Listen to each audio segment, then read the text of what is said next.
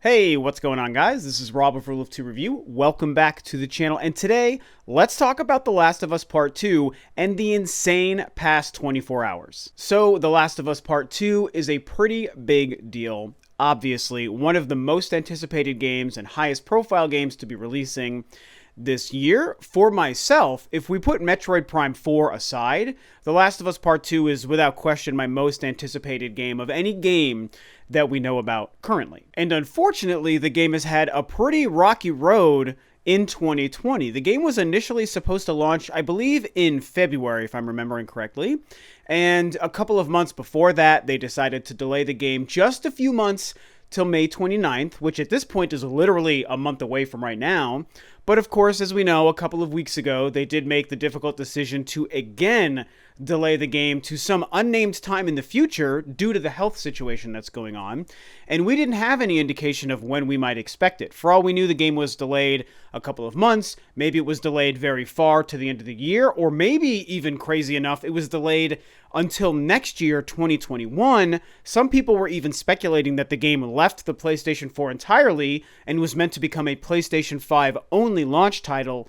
It was that crazy. Now, this was met with a lot of anger and criticism from a lot of people, which I think is unfortunate because I'm somebody who understands why they chose to delay the game again, but at the end of the day, the internet's going to be the internet, and people wanted to call Naughty Dog out and tell them that they were terrible for this decision, and it was all about money, and oh my god, what are you doing? And, you know, that is what it is. But the point is, it was definitely met with a pretty big backlash, unfortunately. And to a sense, I guess I get it just because as a fan, I was ready for this game. And yes, it hurts when a game that you're excited for gets delayed, especially when it gets delayed with no release date. But that's just the nature of things. It happens in the industry. Right now, 2020 is weird because of the health situation anyways, so as I've discussed numerous times, I'm giving a lot of companies a pass when it comes to this stuff. But then yesterday, things got really crazy for The Last of Us Part 2 because, as most of us probably know, all of a sudden, a lot of details about the game was leaked. There were spoilers all over the place, apparently,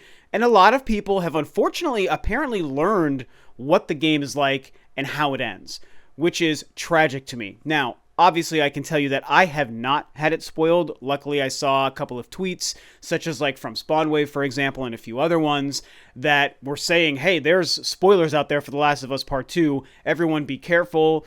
And everyone started muting words on Twitter, which is exactly what I did. I shared the info with my younger brother, who's a huge fan, and so he was able to do the same.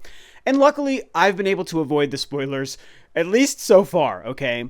And this was a big deal. This was huge news, you guys, because this game is so anticipated, and it's also so reliant on the events of the story and the characters and what they go through, what decisions they make.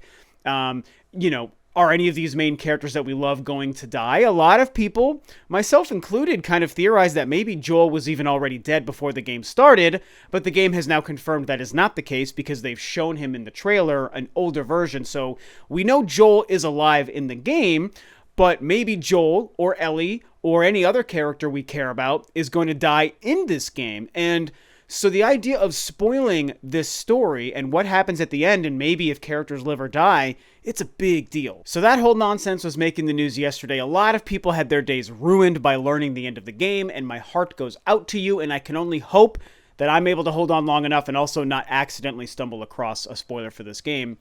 But then we come to this morning where suddenly Sony posted on their PlayStation blog some information about this, and we actually got the release date for the game, as well as a release date for Ghost of Tsushima, which I don't think any of us expected, but this is all very exciting news. So let me read just a couple of blurbs from their blog post, and we'll kind of discuss that stuff. As our teams at Sony Interactive Entertainment and Worldwide Studios approach development milestones and confront a world changed by we find ourselves having to adapt to today's ever-changing environment. Amidst some disruptions to our working styles, we wanted to provide an update to PlayStation gamers who are eager to learn when our next exclusive titles will arrive to PlayStation 4. As we begin to see an ease in the global distribution environment, I am pleased to confirm that The Last of Us Part 2 will arrive on June 19th, and Ghost of Tsushima will follow on July 17th.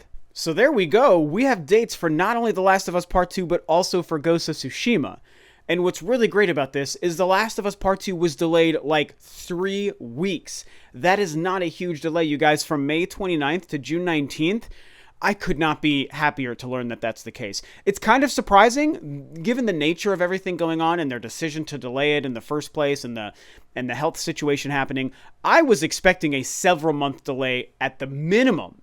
Okay, I thought that was our best case scenario, was like September or something.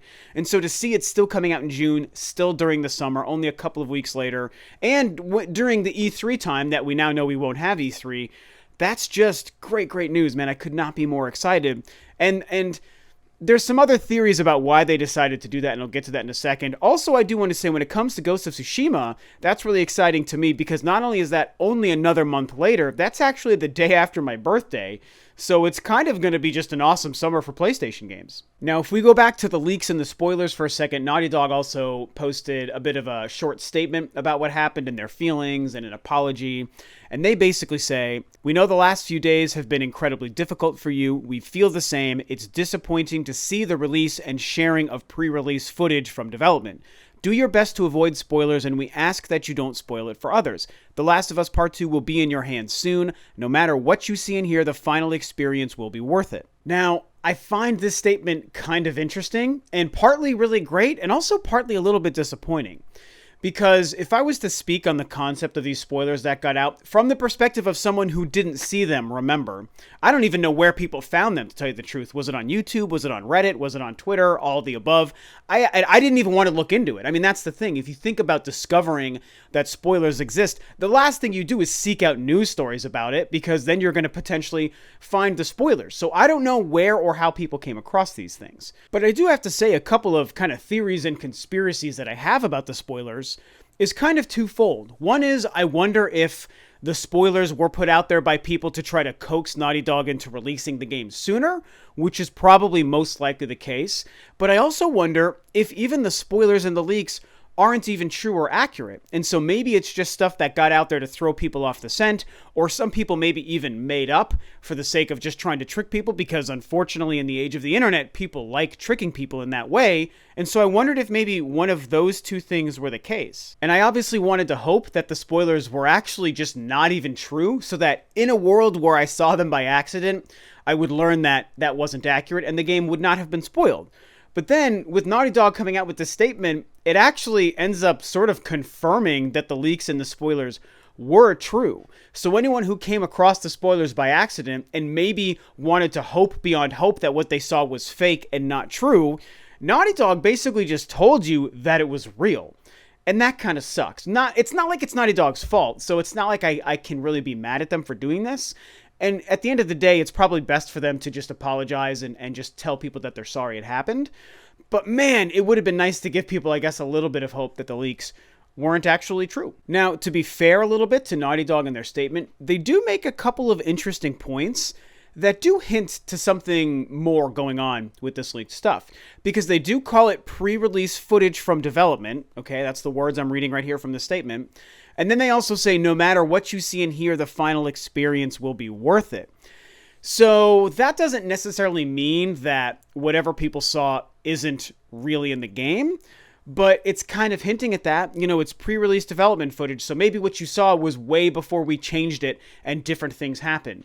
Or, you know, no matter what you see, the experience will be worth it. Maybe you thought you saw a thing happen that was the case at one time, but it's since been changed, so don't worry about the fact that you saw it, because you're going to get something totally different in the final game. You know, I think it's interesting that they include those kind of phrasings in this statement. And, I mean, at the end of the day, does it mean that the footage isn't accurate? Probably not. I'm willing to bet that whatever people had spoiled is probably going to be in the game, and that does suck. But I thought it was worth pointing out that they kind of talk about it and use verbiage that makes it sound like maybe it's not exactly what it seems.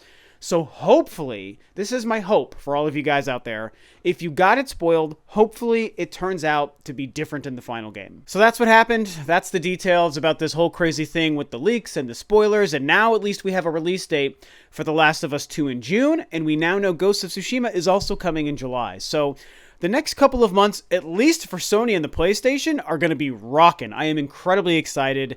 Thank goodness for that, because there's a lot of slowness in other areas of gaming right now, and it's really nice to know we have a couple of huge games coming out over the summer. It's going to be really great and a perfect time because we're all still locked indoors for who knows how long. So we need games like this to keep us busy and entertained. So I'm very excited. So what do you guys think about this? What do you think about the leaked footage? What do you think about the new dates and the updates to the PlayStation blog? What do you think about Last of Us 2 and Ghost of Tsushima? All of that stuff. Please talk about it and share it below. And I'm begging you, no spoilers. If I come across something that's a spoiler, A, I'm going to be pissed, and B, I'm going to be deleting those comments. So that's if I see it. I don't always see every comment, but I will be looking out for it. I can promise you guys that. So with that said, this video is a wrap. Thanks, of course, as always, for tuning in, guys. This is Rob of Rule of 2 Review, and I'll catch you next time on another video.